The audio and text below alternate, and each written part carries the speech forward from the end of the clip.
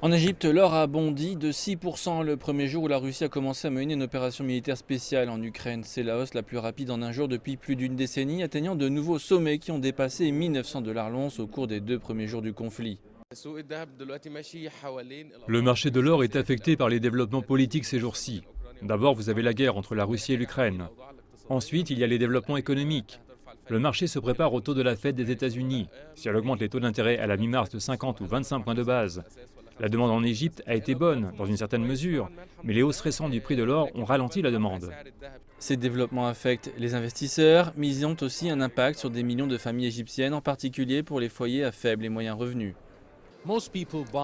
La plupart des gens achètent de l'or et des bijoux à porter pour la mode, mais pour de nombreux Égyptiens, cela a une autre signification. Ils achètent le métal pour un usage personnel.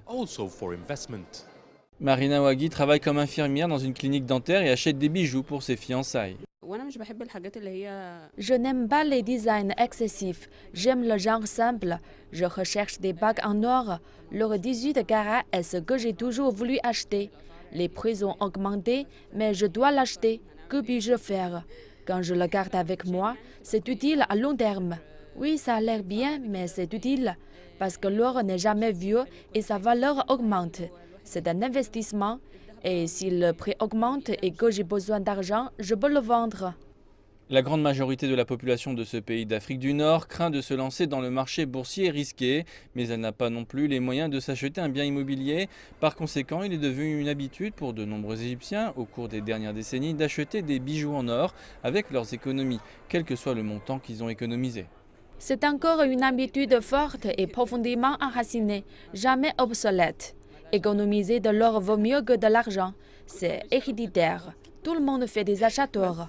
Nadi Nagui possède une chaîne de bijouterie et il explique que bien que le marché soit actuellement instable, de nombreux clients préfèrent détenir de l'or plutôt qu'un autre placement sûr comme des certificats bancaires. L'investissement dans les certificats bancaires est faible, car les bénéfices sont moindres et les propriétaires de certificats ne peuvent pas s'en libérer immédiatement s'ils ont besoin d'argent.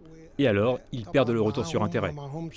Les goûts varient entre les femmes des grandes villes comme Le Caire et celles du reste du pays, principalement dans les foyers à faibles et moyens revenus.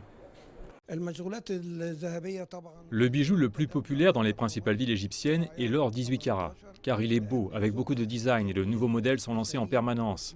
Ainsi, ils peuvent remplacer leurs bijoux par de nouveaux à faible coût et les utiliser comme économie.